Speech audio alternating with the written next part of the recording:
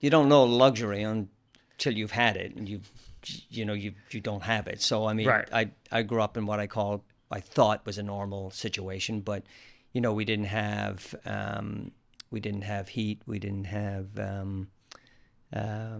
a shower or a bathroom or a fridge or a washing machine or dryers or anything, the luxuries that you would be used to.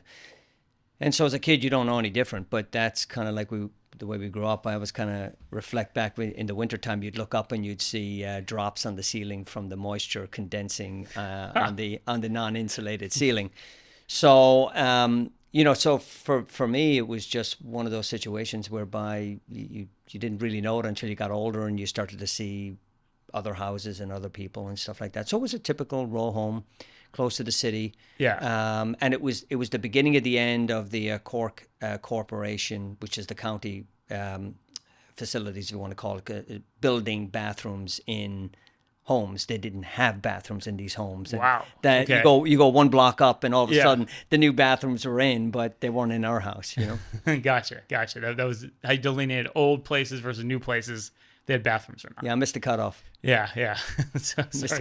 the cutoff for the bathroom. What did your parents do? What kind of work? My dad was a fitter and turner, machinist. My mom didn't work; she was household, housekeeper, mother raising kids, and it was kind of just like a regular family, not untypical of what you would see in Turner's Cross. Yeah. Were there aspirations like, I want to get out of here someday, I want to do something different with my life? Or was this kind of like you assumed, I'm from Cork, I'll always be in Cork? I think as a kid, I started to begin to realize we didn't have much. I started to begin to realize that I wanted more. I just wasn't sure. Academically, I wasn't going to be inclined to go to college. And you could kind of see that, I was the type of kid that you were going to leave high school in the middle and get an apprenticeship and be a carpenter, electrician, a plumber, or something like that, which was not untypical. I ended up finishing high school, and I think the thing that kind of saved me is I just got into running, and that was totally by chance. And as a 7-year-old, I used to go on long walks with my father, and on Sundays he would take everyone out. We didn't have a car. Right. That's another thing we didn't Okay. have. Wow. Right. So we would go on long walks on Sunday, and during the walks, it was right around the 72 Olympics. And I remember saying to my dad, "Do you think I could make the Olympic team? I'm not even involved in sports. I'm You're like 7 years 7-year-old. old. I'm 7 or Yeah, 8 yeah. years old." Talk about And prophetic, right? and so kind of the way he would entertain me, he would say, "You know what? Hold on a sec here now. I mean, you know." 76, no, forget about it. 80 you're just going to be a little bit too young, but 84, that's a good year. I think you could make the Olympic team in 84. Huh. And so he planted this kind of seed in me that I kept, thinking about, but we never spoke about it again. It was a one and done conversation at a corner of a road that was right across from the milk factory. Remember it like it was yesterday. And all of a sudden I began Incredible. to think that maybe I could make the Olympic team. And so the first thing I had to do was join a club. So I went down to the local running club. I showed up that night. I was really small for my age. If you saw some photographs, I am exceptionally small. Really? Okay. And so I go down to the club, and I'm going out for some wind sprints. And Mr. O'Brien, great guy, but I've known him ever since then, kind of says, "No, Marcus, you're why don't we put you in with the girls tonight?" And so as a young boy, that's insulting enough for me as a young kid growing up. And then all of a sudden, to add insult to injury, I got beaten by every girl in every wind sprint. So I left that night and decided that I wasn't going to go run.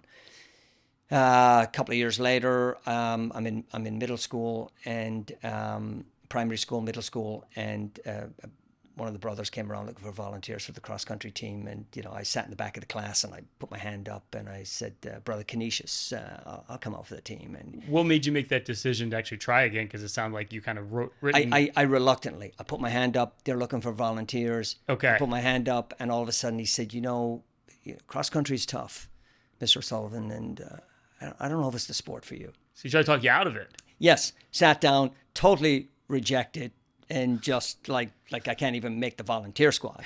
So it wasn't until my freshman year in high school, we had Mr. Bernard Martin, and he was a PE teacher, and he came around, and he basically, the freshman class, he came around and he said, "Unless you can tell me you are physically incapable of running, which means I need to see a doctor's note, I want everybody out for the trials tomorrow. Wow. Okay. So I was thrilled. I mean, I was absolutely thrilled. So I went out there the next day. I didn't have any shoes or anything. I just ran around the field on my bare feet, and it was bedlam. It was like NASCAR at Bristol, where you don't know where the cars are anymore. They just keep on going around. And so finally, somebody grabs me by the shoulder in oxygen debt and says, "Hey, number 4, you're on the team." And essentially, that is how I got introduced to running. So it was just the luck of the draw, and I was right there at the right time, and I got an opportunity, and from there I ran in high school the whole time. Never to be the best in high school. Really? Never won a field day in high school, my claim to fame is I did win the slow bicycle race one time, which I don't know if anyone's familiar with the slow bicycle race. It's a slow bicycle race. No, I've never. You go from wherever the start is, and it's about 50 meters, and whoever gets there last wins. Try that without touching the ground. So you gotta not touch the ground, and you gotta bike as slow as you possibly can. And I won that. So I must have had a great sense of balance. So anyway, that was it. That was it for me. I got done secondary school, and then I was not going to go to college. Okay, so you weren't even going to go to college. So at this point, no, I'm not going to college. Yeah. I'm reading the papers, and I'm looking for something, and all of a sudden something pops up, and it's a job placement program to mending nets and fishing and all sorts of good stuff like that. And I said, what the heck, I might as well do that, which led me to Kinsale. So you're like, about 18 at this time, and I'm 17, 18. So that was like the long game at that point, is I'm going to stay here in Ireland, going to work on sales. And I mean, was there some impetus of like... Sure. And I'll tell you what it was. Yeah. I knew that North Sales were based in Michigan, and I knew they were based in San Diego. And so all of a sudden I had this, wow, I could become a sailmaker. I could get my way to San Diego. So every time I go out to San Diego, and I go out there yearly, I'm always thinking I could be here, and it might be for a total different career. But anyway, Kinsale became my home for a year. And while all that was going on, I was so fortunate enough to meet a man by the name of Donie Walsh. Donie Walsh went to Villanova, graduated in 1972, came back to Ireland, became an Olympian, happened to be at the club I was affiliated with by now, Lee Vale. And he took me under his wing for a year. And during that year, I would come home from work. I'd literally get up at 7. I would take the bus down to Kinsale, which was about an hour ride. Wow. Okay. I would work for the day. I would take the bus home. Like, at this point, you're 17. Imagine you're getting your first full-time job. I was exhausted. I would go to bed, have dinner, go to bed at about 5 o'clock. It was all manual labor all day. It is. And get up at 7 in the evening, and then go to the club, and Donie would meet me, and we would run. And that went on for a whole year. I would come home at 10 o'clock, 10:30, 11 o'clock at night, have like these fried, greasy bacon sandwiches on toast, cup of tea. Sounds delicious. It's great. and go right to bed. Yeah. And that went on for a whole year with no real expectations of whether I was going to make it or not. I just had a dream, and the dream might be... At this point, I was beginning to think I could get to America either by being a sailmaker, or maybe this running thing could work out. So one or the other. I'm curious, like, what do you think Donie saw in you? If you sound like you weren't the best runner, but there's something about you that he thought, this is someone I want to take under my wing. What do you think that was? Because that sounds like something kind of remarkable to have happen. You know what? I don't know. You know what? He was with me this weekend. He came over from Ireland. He was spending the weekend with me, and I'm gonna ask him that the next time, because you never really think about going back and asking what it is that he saw. Right. But I do remember one particular night, and it was pouring rain, and I took it upon myself that I can't run in this rain. I mean, keep in mind, now, we don't have a washer dryer. Most of my clothes are being dried by a gas. We had what you call a gas fire. So you're not like a high maintenance person. I'm not very high. And so my clothes would start to dry from the salt that would dry out in the clothing after a while, because you keep drying them every night from the sweat. And so you dry them in front of this propane tank little fire that I had in my room. We upgraded, by the way, since the last time I said we had no heat. We had a little bit of heat now, and it was gas. And I would dry the clothes there. So I said, man, this is going to be pelting rain tonight. And sure enough, 8 o'clock, a knock came to the door. And there was Donie. I call him Donie Walsh. He's outside the door, and he's got these yellow oilskins. He's like somebody from the North Sea, out there fishing. He's got all the yellow oilskins on. And he says, well, you're not going to run tonight? And I said, well, I wasn't thinking about it. And he goes, I'll give you 5 minutes. I got to keep warm, so I'll keep running and I'll come back, pick you up. Wow. So he was out there running. He was waiting already for out you. there. And you know what? Those moments, I cherish them because I think they gave me definitive direction as to where I was going to go. And magnificently, I realized years later, he was a phenomenal coach. Donie used to hang with bookies and gamblers, loved racing, would take me to the greyhound track as the years went on. You'd have to meet him at the greyhound track while he's betting on dogs. He'd be like telling me about training. So I would have to go to the bar to get all that. The knowledge. I would get all the bar to get the knowledge, and I got Yeah. to know all these bookie friends when they were in there. So It was Trek University in the bar. yeah, in the pub. So you know, the year went by, and all of a sudden I just blossomed, and something magnificent happened, and before you know it, I'm on my way to Villanova. I got $20 in my pocket, a bag full of clothes, and I bought the airline ticket with the money I had saved that year. And at that point, there was no turning back at that moment, you know. When you say you had this like pivotal moment where you blossomed, do you remember what that was, where things started to change for you? Like where you're like, oh my God, all of a sudden I could be this. I think it was physically getting stronger. That's the first thing, because I was really small for my age. I think the other thing is I was putting a lot of consistent, and I think the word is consistent, training in over time. And I'd made the World Cross Country that winter in Longchamps in France. First time I was ever on a plane. And I was like, all right, so I got this far. And then by the time we got to the summer, I was really starting to emerge. What I didn't see myself being was a miler. And in the process of that year, I always considered myself a cross-country runner, a distance runner. And then all of a sudden, with growing and get a little bit taller and get a little bit stronger, I actually discovered I had some speed. And in the midst of all of that, I emerged as being a kind of a decent miler by the end of that year, which changed the whole trajectory, because at that point, my vision was to go to a place like Providence, Rhode Island, which was big back then in cross-country. And then all of a sudden, I redirected it. And when Villanova reached out to me sometime early August, which was really late in the game, they said they had a spot, and if you wanted, and I knew in my heart Jumbo didn't want me because I was too small, but I went anyway, and I think something that happened that year was Jumbo realized when he saw me. He had said, and this is posthumously, because he passed away that year. I became really, really good friends with his close friend, Dr. Ted Barry, who had written the book about Jumbo. And he said, when Jumbo saw you, he said, you'll be one of his great ones.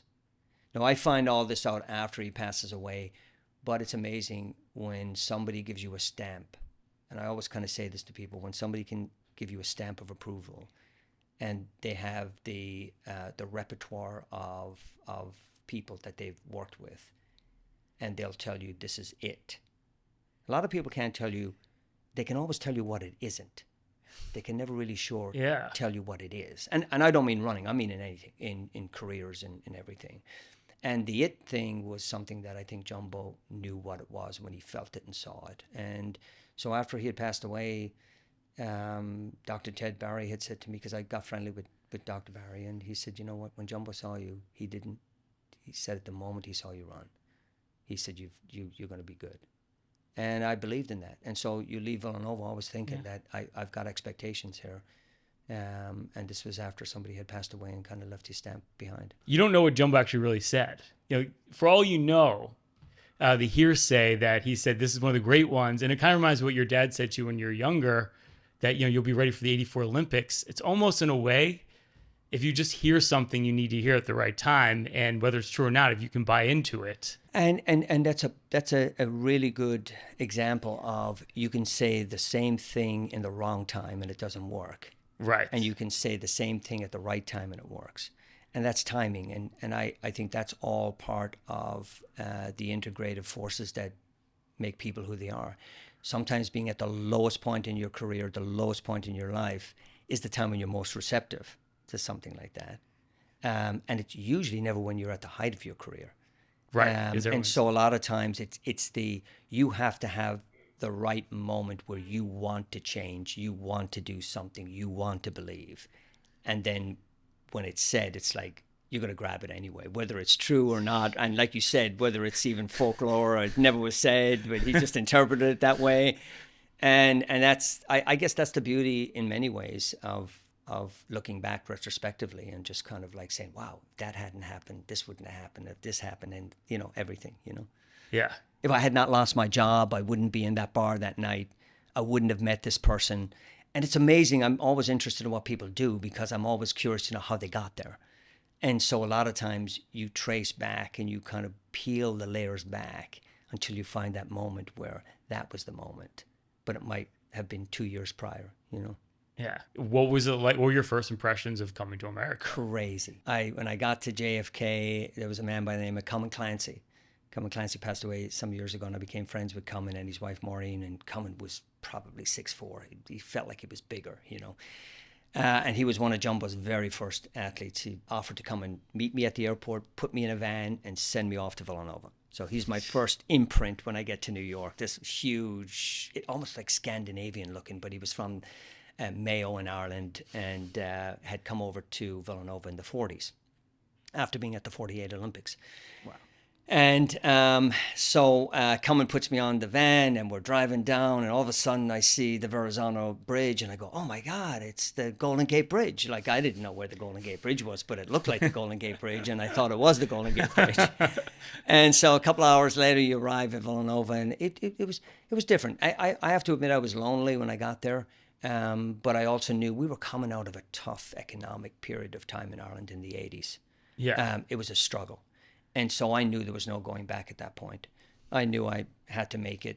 I'd never thought I was ever going to go to college. So that was really freaking me out. And so what I would end up doing, there was no way I was failing out. I would literally go to the library all day Saturday, all day Sunday, and I would just study and study and study. And then I got to the first round of exams and I actually wow, it's not that bad. It's not that difficult. And somehow, again, with my running, I think, and I always say this to young kids, a lot of times you got to be patient in your growth. And I think sometimes people expect academia, just like athletics, to just arrive. And it doesn't. It just sometimes everyone develops and blossoms at different periods of time. And so sometimes people develop earlier than others. And sometimes people lose confidence, momentum. They lose they just flat out lose the confidence in themselves. And the window passes. Sure. And so a lot of times I always try to encourage people in anything they do is to really just be patient, and sometimes your time will come. And for me, the running came late and the academics came late. And once I got to college, I actually kind of didn't mind it at all. I loved the experience of the exam. I loved the experience so interesting. It was like, I was driving my daughter to school one day when she was a kid in high school, and I said, do you get butterflies when you go take your exams? And she said, yeah. He goes, and what do you feel like? And he goes, it's just me against the teacher. That's all. And I was like, I was blown away by her interpretation of what the exam meant to her. It was a competition. It was a competition, yeah. And it kind of like, for me, it felt like that also. And as school went on, I was really more concerned about making sure I did well in school. And actually, at the time when Jumbo passed away, less about the running aspects of things. Interesting. Were you thinking to yourself at that point, I need to be financially independent? I mean, because obviously you can't go back to Ireland. I'm assuming, I always wanted to have financial independence. Yeah. It is amazing how much I wanted it so much. And you can call it whatever kind of money you want to call it. There's a lot of terms for it. But it was one of those things where I wanted to be able to walk away from anything I ever did or anything that I was doing. And the only way you could do that was to create some financial independence for yourself. And I knew intuitively that was what I wanted to do. And so when I got out of college, I met some great people. You do your 101 with, I went on to do my MBA. I was in the middle of my CFA. I got really into the academics. You got really into the academics. Yes. Yeah. And so, the first thing I got out of college, I sat with a professor, Burke Ward, who was one of my previous professors. And he basically set me up, did my first tax return with me, and kind of said, we are going to open a retirement plan right now. No way. Right now, first year when I got out of college. Because I imagine you probably knew nothing about that. Not enough at the time. And there were Keogh plans back then. Sure. I don't think they have them anymore, but I don't know if they do or not. This is the modern day SEP. The SEP, this modern day SEP. And so, And you know what, you learn about compounding and you learn about interest rates and you do all that. And had a great professor. You kind of remember all these people, Dr. Clark in Money and Capital Markets. You kind of remember all that stuff. But until you have money, you don't really care. Right. True, and so all of a sudden you have a little bit of money and all of a sudden you go, all right, now I need to figure this thing out quick. And that's what I ended up doing. Just always saving no matter what. Yeah. Yeah. Which is funny because you're thinking about financial independence, yet right out of college, you went into a professional running career. Rumor has it, that's not a way to make a lot of money. You know what? It's not. I did well. Like I will say, I will not tell you I didn't. I did Right. pretty well. We're not right off the bat, I would imagine. No, right? not right off the bat. Yeah. In fact, I remember I was at the Olympic Games, and this was I'd made the team in 1984, just like my dad predicted. Wow. And I'm trying to get a shoe contract. No, there was no agents, there was no managing. Everyone was on their own. This was pioneering, fly by the seat of your pants, that kind of stuff. And I couldn't nail a contract down with a particular company, and they were kind of hedging. And back then, and it still holds true today, is once you declare your shoes for the Olympics, you can't change. So I knew the days were coming up. I had about 2 days left. And I just said, I'm desperate here. I can't get a contract. I have no money coming in, nothing coming in. And I remember a guy by the name of Kevin Ryan walked into the village, and he had a bag full of clothes, and in the bag was a New Balance bag full of all sorts of stuff. And this was in the company I'd planned to go with. And so I checked him out really quickly. Background, great guy, stand-up guy. And Kevin said, I have no money for you right now, but I promise I'll give you a contract in January. So I asked, is this guy's word good? And the word came back, it was good. And so at the 11th hour, I said, let me take the bag of clothes then. I put them on. The other company were upset. Why, I don't know, because they weren't paying. We wouldn't even negotiated anything. And that was the beginning of an 8-year relationship with New Balance, and made all the difference. And so a lot of times you're right on the verge of something going one way, and you can kind of pivot and go in a different direction. So I find that I met a lot of those moments, and I always seem to be able to manage to do the best thing at the time, at the particular time, you know. And then from there, I was very, very fortunate. I went 15 years professionally, 2 seasons a year back to back. So I went 30 seasons, never missing one. So I was a consistent, what you call a consistent earner. I carved out a great profession indoors in the US, and kind of from there, it led to a kind of a business, if you will, if you want to. And so I was very, very fortunate to be in the right place at the right time, and I always seemed to be able to take the advice from people that were always trying to give me good advice.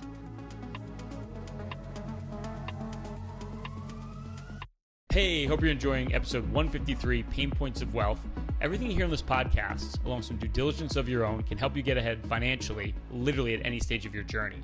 But if you saved over $1 million for your financial independence plan, and you want a more hands-on approach, Bob, Chris, and I now have a collective 75 years helping individuals just like you with your planning and investing. This is what we do every single day. We'll put together for you a total financial master plan. We'll do a bird's eye view of your entire financial life and hone in on every financial issue you need to address today. There's not a firm out there that will do this work up front. In fact, we'll build you your own personalized financial portal. We'll go through and look at everything you need, from an income plan for retirement. How do you draw from your portfolio? How do you take Social Security? We'll do a full deep dive of your total portfolio, look at your diversification. Have you had way too much money in the market? Have you seen your portfolio go up and down like a yo-yo? Or have you been sitting in cash, paralysis by analysis, can't figure out what to do? We'll put together a full investment game plan. We'll show you how to grow your wealth, tied to your goals, but most importantly, protect it over the rest of your life.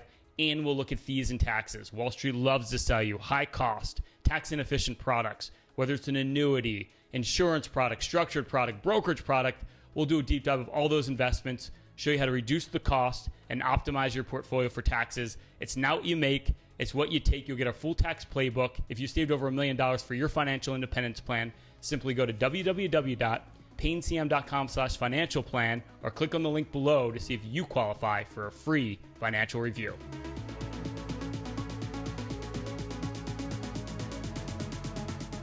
But how do you discern between, because it sounds like you picked the right people when it came to your financial situation to give you good advice. Obviously with Donie was an amazing mentor to you. Yeah. In Ireland, do you think you have a good ability to discern between who's giving you good advice versus bad advice? I do. I think Why? because I always ask the question, why are you doing this? Why are you doing it? Have you got something to gain from this? And a lot of times, if you don't, the chances are you're genuinely trying to help you. And it starts with your parents. Your parents are the first people that actually try to help you, right? Right. But not necessarily. Like a lot of parents will For the live. right reasons. A lot of parents will vicariously try to live through their kids. So they're telling you to do something. You know, my daughter always says, she's a veterinarian. She goes, I'm a veterinarian, Mom, because it's your dream. You know, I'm living your dream. Great. You know, she's kidding half the time, but she's not the other half, you know. This is the one that likes to be competitive with the teacher. Yeah, she's got a cutting edge to her. So, but having said that, I think for the most part, people genuinely try to want to help you. And I think I was pretty good at being able to take the advice that I felt was timely and the right. And I always say people have different perspectives, and perspective is a great word I use a lot. And I kind of do a little bit of farming over the years. I know people farm. That's right. And so I always try to give the analogy if you walk through a zucchini patch, and you're picking the zucchini patch all the way up the field, and our lines could be 100 yards long, and you're picking them, and you get to the end of the zucchini patch, and you've got like 10 bushels of zucchinis, right? And you think you have them all, and you're so proud of yourself. And you get to the top of the field, and you turn around and you look back, and you see all the zucchinis that you've missed because the leaves have covered them from the direction that you were coming in. And I think it's a great analogy in life. It depends on where you're standing, that you can see things. And so perception is one of those things where you're standing at a different place than I am. Bob, you're standing at a different place where you are. And so a lot of times it's what do you see that I can't see? I remember years ago, one of the greatest lessons I ever learned was coming out of my house. It turns out Frankie Farrell was the managing director of Man United back in the 70s, and he was walking by my house. His sister happened to live around the corner. He came from England to visit her. And he said, you had I was in Cork for a race. And he said, you had a bad run last night. And I did. And he said, I was reading in the paper this morning. You got kind of, scored a little bit, scoring. And he said, can I give you some advice? And I said, yeah, absolutely. And he said, today's newspaper is tomorrow's fish and chip wrapper. And don't ever forget that.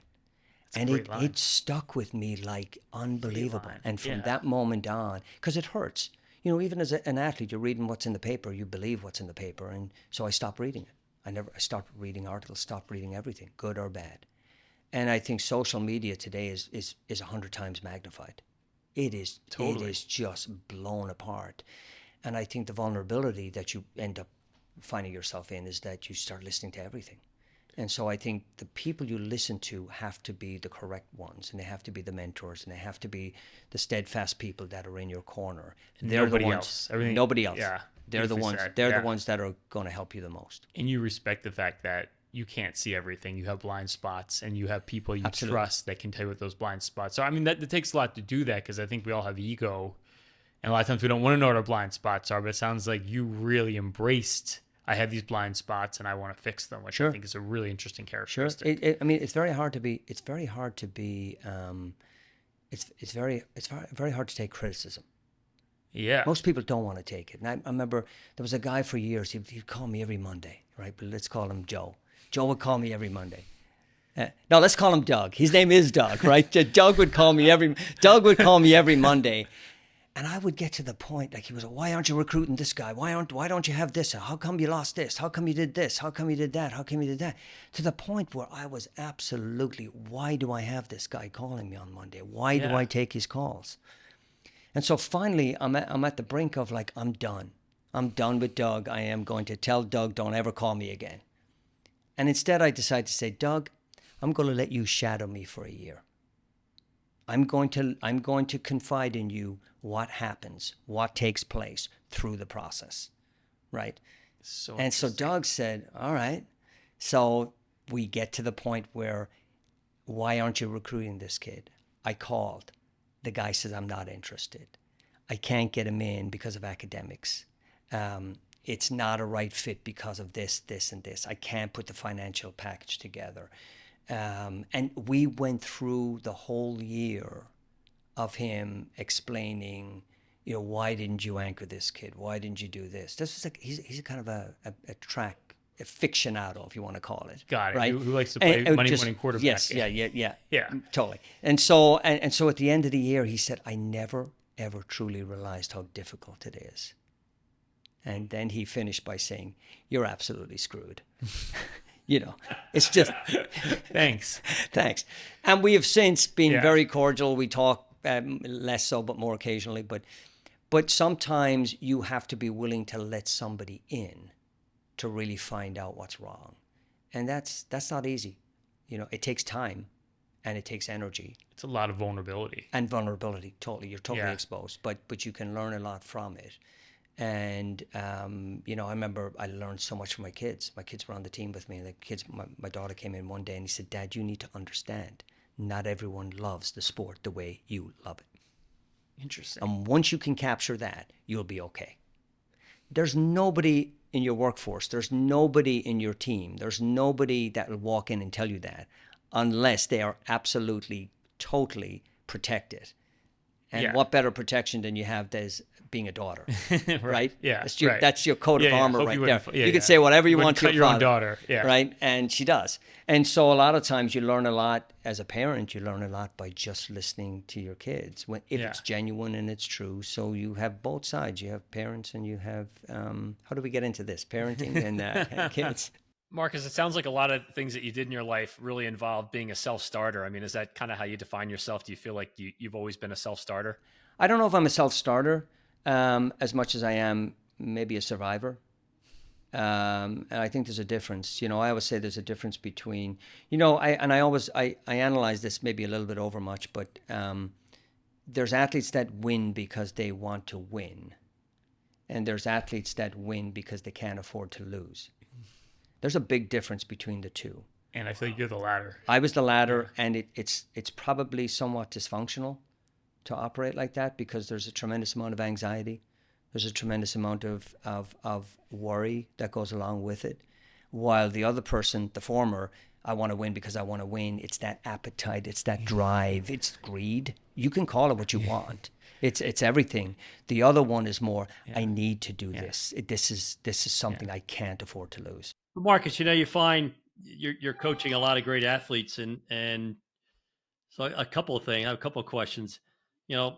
First, how many of these kids have you told they have it? They're going to be the one. You know what? I first of all, you're never quite sure when you say it, right? And I'll give you an example. Liam Murphy, who anchored this weekend for the Penn Relays that we had. Congratulations, which your team won. I had a conversation with Liam, and I think it'd be forthcoming to say it. A couple of years ago, I had a conversation with Liam and sat in my office, and I'm going to put it in the terms I put it. I said, Liam, you're an enormous disappointment. All right. Now and I knew it hurt, and I knew it pinched him, and I took a big chance because you can drive a person away at that point, or you can get them to ante up. Does it depend on the person? It depends on the person, and you can make a mistake, and that's not what my intention would have been. Sure. But I decided to go and throw a Hail Mary pass. First, he was frustrating me, and I just said, I think you're it, and I think you have it, and I don't want you to be 40 years old looking back, wishing you had done this and done that. And I get those. I get people that come back and I wish I could do it all over again. I wish and I left it at that. There was no more to be said. He went home that summer, and I knew when he came back in September, he was a different guy. I wasn't really caring about how good Liam could be. I was caring about him being the best he could possibly be. For himself. And learning that methodology and learning those traits that when you go on and you get married and you're raising a family, you're trying to be the best father, the best husband, the best, whatever it is that you're trying to do, whatever career you get into. I want to just do the best. I want to just show up. Yeah. And it's amazing what happens if you just show up. A lot of people don't even realize that, but just showing up for work showing up for the game, showing up for the day, showing up for whatever it is an enormous characteristic that a lot of people do not have. But when you do have it, you're there long enough, often enough, to start seeing things happening. And all of a sudden, you make the luck because you are there. People call, oh, you were there that particular day. Yeah, I was there every day. Every day. You know, and I think they're the lessons that I try to impart with young men, and I get a thrill out of when I see somebody flourishing just simply because they show up and they do their job, you know. You know, Marcus, I find I did a little bit of training in my career, and I think the biggest shock in my career was that everybody didn't think the way I did. When it came to investing or building your practice, and I think as a world-class runner, I wondered at what point did you realize that everybody thinks the way you do about running, competing, you know, effort? Did you always know that? Did you always have that perspective, or did you have to learn that from coaching? My first year of coaching, I learned it. I genuinely learned that I didn't realize I was that competitive and focused, and I didn't realize how uncompetitive people were. I'm not talking about you, Ryan. You're the exception here. You're the exception here. But so I've learned to live with that. And I mean this in the most genuine sense. With athletics, particularly through the medium of athletics, is that you need the people that will show up every day. Yeah. They have to be part of your steadfast group. But you also need the people that go above and beyond. And I always say with athletes, sometimes they want it all, you know? Yeah. You know, and there's athletes that want to be guaranteed the podium spot before they even start training. In fact, they won't even train until they know they can make the podium. Yeah. I go, well, where does that get you? I mean, the whole idea is the uncertainty. Right. The journey is the path. The journey is the best part. Yeah. And you can't be guaranteed anything. You shouldn't be guaranteed anything because there's no fun if it isn't. There's no, you know, so like at the end of the day, I've coached guys that I know in their heart and soul, they can't coach, they can't do what they need to do because they're not sure they'll get on the podium. And if they're not going to be guaranteed a podium spot, there's no point in doing it. Which is crazy. Right. No, right. Totally. Yeah. Totally. It's all about chance. Life's about chance. Totally. And so I always say, with everything in life, you got to really enjoy the journey. You got to enjoy the trip. Because there's no certainty. Because whether it happens, whether it comes to fruition or not, whether the end result is the win or the non-win, you got to be able to say, but I enjoyed the journey. And I always say I've never have any problem with, you know, those athletes that are there every day. They may not have the 100% or the over-the-top commitment that I'm expecting, but they're there for you every day. Right. And I also then understand that you need the ones that can close the deals. Like I call them the anchor legs, the people that can win for you, but they need the support of everybody else. And I think so. It's. I've learned over the years that it's a makeup of different people that make your team. And I think you have to be very careful and sensitive, and as a coach, you have to be very thoughtful. And so a lot of times, if I'm angry or if I'm upset, it is the last moment that you should be talking to somebody. Right. You need to go away. You need to sleep on things. Yeah. I'll always say to kids, we just take a night's sleep. We'll talk about it in the morning. Like, because in the morning you've calmed down. First of all, you've talked to your wife, and she tells you how crazy you are, and then and then you have a much more rational discussion the next day. And that's no different than being a manager. That's no different. I always kind of say what you guys do, managing money or you're managing people. Less about managing money. You're coaching people. Yeah. You're actually trying to get them to buy into the ideas of training, if you want to call it that. And so all my style of training is very counterintuitive. How can the slow stuff make you fast, right? So you're trying to explain to them how the slow make you fast, and it's physiologically why it happens. But you have to go through a lot of details, and it takes time, and it takes thoroughness. And so I always felt like I feel like I'm a natural enough coach that I could have been a natural enough helper of people to find their way in the path of financial security and the path of financial growth. Yeah. Because really what it is, and I've always thought about this, it's coaching, you know, and sometimes you have difficult clients, and sometimes you have really patient clients, and sometimes you have really cooperative clients, and you have a whole bunch of, it's your team. And the creativeness is trying to find ways to get them to understand.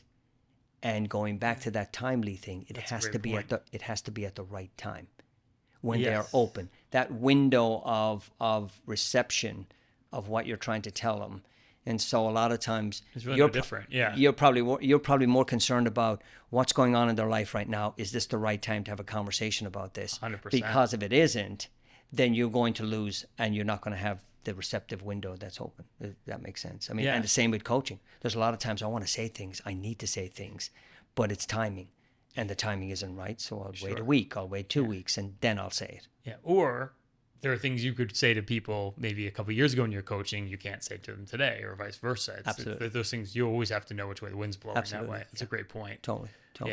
Which is interesting, because we're talking about this. When I ran at Villanova, I was the first team that you coached, and initially you didn't like it.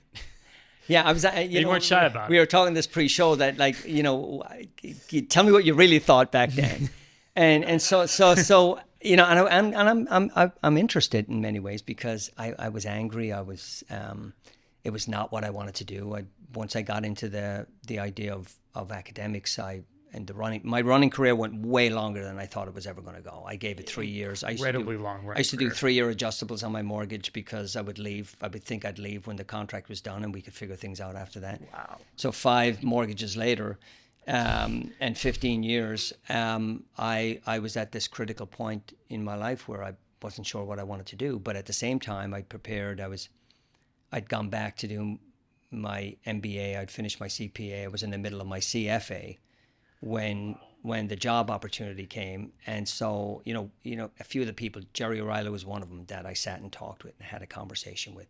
Yeah. Jack Brennan, who was a good friend back then. At the time when he was running Vanguard. And he was running Vanguard. And I remember meeting him at 6 a.m. in the morning. We were having some coffee, and we were going over some stuff. And I was really looking for a mentor. I wasn't looking for a job. I was looking for a mentor, a career, a path. And, you know, I was talking about different things. I was interviewing with people. I wouldn't call them interviewing. I would call them chatting and talking, you know, to see what direction I wanted to go in. And once Jack found out it was a coaching opportunity, he goes, "Are you crazy? You got to take the coaching opportunity." He says, "Just take the coaching opportunity, try it for a few years, come back to me if you don't like it." And so I decided. Tom Donnelly was my coach. And so you're looking to see what they see that I can't see. And what they have is perspective, and they have a different look of who I am as opposed to who I think I am, and so they felt it was a good match. However, after the first year, we had won an NCAA title with the women. We were doing really well. We were building the men's. No thanks to us. You were one of my first guys that I coached. I was miserable. I mean, I was rock bottom. Like, I had made a huge mistake, and I wish I hadn't done this. Why? Was it because, going back to what we said earlier about the financial independence, I mean, you obviously got your CPA, you had your MBA. Were you really looking to leverage it up in terms of what you could do professionally and outside of sport? Or, I mean, what was it about coaching that just was? Yeah, I don't know if it was the financial independence back then as much. I was gaining financial independence at that time. So I was pretty comfortable. Your career did well. Yeah, and so I was taking that Vanguard account. Yeah, I was at that Vanguard account, that Keogh plan that I started. So I was at a point where I just felt I was destined for something else, and I wanted to do the Wall Street thing. I wanted to do the private equity thing. I wanted to do all of that stuff. That's what I wanted to do. All my friends were in it. I wanted to be what they were doing. Right. And so... were you tired of the running circle too? Did that get old as well? I wasn't so much tired of the running circle. I just didn't really understand how motivated I must have been, because when I started coaching, please don't take this the wrong way. And Bob, on behalf of your son, don't take this the wrong way. I just felt it was glorified babysitting. Yeah, totally. All right. And I felt like, is this it? And it was self-pity, in many ways. And then one of the nights we had to go to a funeral, and you reminded me you were at the funeral. Yeah. And I was a young kid on the team, Rick McVoy, and Rick's mother had passed away, and we had gathered. It was a snowy evening. Yeah. We all got into cars. Probably risk Bring your management. content off, Risk somewhere. management today would be frowning on stuff like that. All these student athletes getting into cars and driving. So we were fishtailing out towards Norristown area or somewhere like that, and we all went to the funeral. And like that was a moment where things started to change for me, because I came back from the funeral, and I felt like we had done something good. I felt like we rallied the guys, got them into cars, we got out there, we were supporting him. And at that moment, I realized, you know what? I think I could do something if it's closer to this than the actual running portion of things. And at that moment, I kind of settled down, and I just started to see what I could do with coaching. And then from there, things started to change. And so for me, it's all about trying to help people to grow, try to help people. I'm always curious to know what they're doing, what they're studying, what they're going to do. Yeah.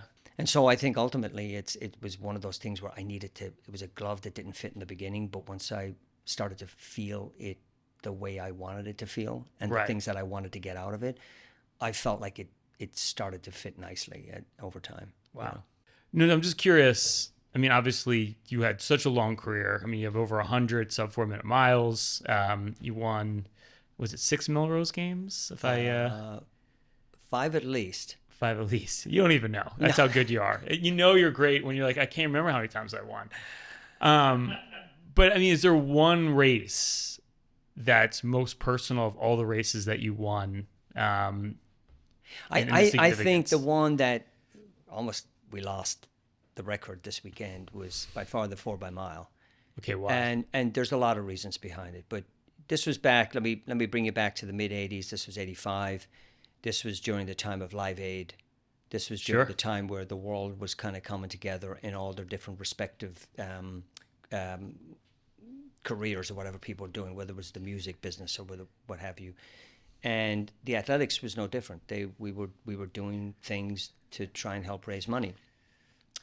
And one of the ventures was a journalist by the name of John O'Shea out of Ireland. He worked with Goal, which was a charitable organization back then. And he was a journalist. And the journalists would travel with us. So like when we would travel, you'd have 4 or 5 journalists that would just come to Zurich, or they would just come to Oslo, or they would just come to wherever. Wow. So they were always there just covering the meets and stuff. So after the race would be done, all the athletes were in the restaurant or wherever in the hotel, and we were having dinner. Journalists would get access; they would come in, and John said, "I'm trying to put this relay together, and I want it to be the 4 by mile, and I want Ireland to break the world record, and we're going to raise money for, I think it was for the Sudan area, Ethiopia, and all that." And you're out of Villanova at this point. I'm out of Villanova. Yeah, okay. I'm running professionally. Yeah. And I was like, I'm not doing it, you know. I'm not, you know. I've only got so many races in me. I am not taking one out and going to fly home and do it. And wow. Okay. And so we finally, they strong armed me. We decided we're all going to go. So we go. How did they strong arm you, by the way? I'm well, curious. look, we're doing it. You got to come. The Irish fraternity of athletes there was Ray Flynn, there was Eamon Coughlin, there was Frank O'Mara, there was myself, there was a whole bunch of guys. The elite Irish runners. Yeah, elite Irish runners. Twisting your arm. So they finally said, "We're doing it. You're coming." Right. So reluctantly, they're dragging me there, and I'm kicking and screaming, and I don't want to do this, you know. And I will tell you, it was one of the most shameful moments of my life when I look back on it, because this was for some really good cause. And right. And so we get there, and but the story unfolds, and we get there. They fly in. I think they had a sponsor airline, so we flew in for the event. We got into the hotels. We came over to the meet. And when we were just about to warm up, we look at the stadium. There's not one person in the stadium. And I go, this was a total waste of time. I told you we shouldn't have done this, right? And so we go out and we warm up, and we come back an hour. It takes about an hour to warm up. We came back. The stadium is full. It's packed. Wow, just like that. And all of a sudden I go, oh, God, now we really have to perform, right? So I'm like, now we got to get out there.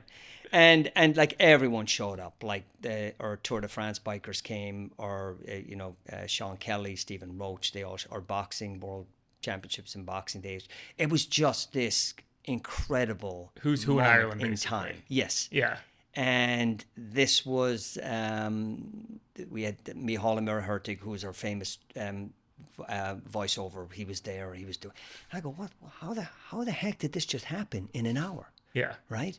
And so we end up going out. We end up breaking the world record that night, and they charged nobody to come to the meet, but they ended up going around with white paint buckets after it, and they collected money. There was about 30 or 40,000 euro at the time, and they donated it to the charity. We end up breaking the world record, and that world record is still there today, like almost 40 years later. That's incredible. You just, Right. I mean, what was it about that race? I mean, do you remember the race?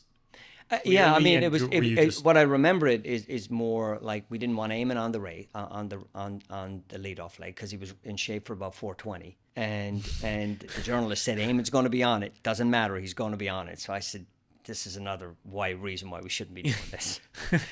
Eamon leads off. He runs 4 minutes, and I will tell you, it was probably one of the greatest races I've ever seen him run. Why? Because he was not in 4-minute mile shape.